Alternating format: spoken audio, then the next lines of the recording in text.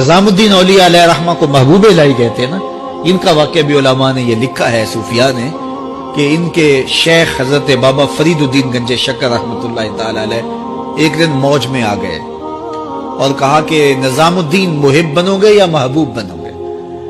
تو یہ بڑی خدمت کرتے تھے اپنی شیخ کی، تو کہا کہ محب بنو گے یا محبوب؟ تو کہا حضرت اگر اجازت ہو تو اپنی ماں کو نہ پوچھاؤں۔ اللہ اکبر! ان لوگوں کی مائیں بھی تو صاحب حال ہوا کرتی تھی، تو کہا کہ اگر اجازت ہو تو اپنی ماں کو نہ پوچھاؤں کہ محب بننا ہے یا محبوب بننا ہے؟ کہا جاؤ تمہیں اجازت ہے۔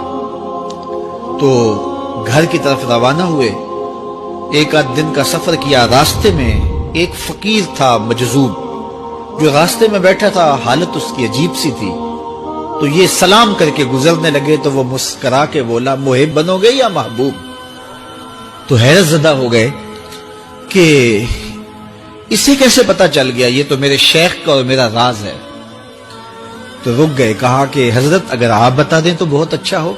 کہا نہیں نہیں، ماں سے پوچھو، جو وہ بتائے گی وہی بن جانا، اور اگر ماں نے نہ بتایا تو کل آ جانا، اسی وقت یہاں ملاقات ہوگی، پھر میں بتا دوں گا۔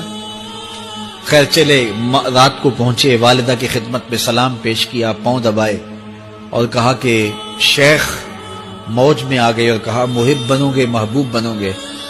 تو میں نے کہا ماں سے پوچھ لوں، تو میں اماں جی آپ سے پوچھنے آیا ہوں، راستے میں یہ واقعہ بھی ہوا۔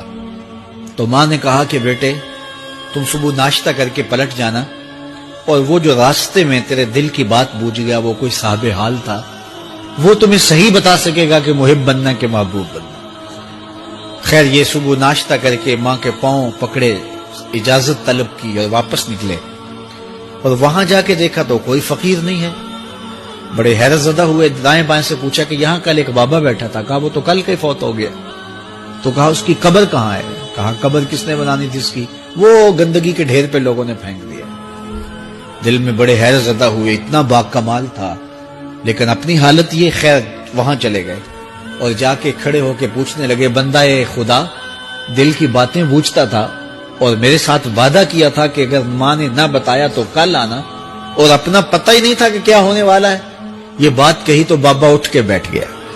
عرش فرش تے بانگا ملیاں تے مکے پہ گیا شور، بلے شاہ سا مرنا نہیں تے گور پیا کوئی ہور۔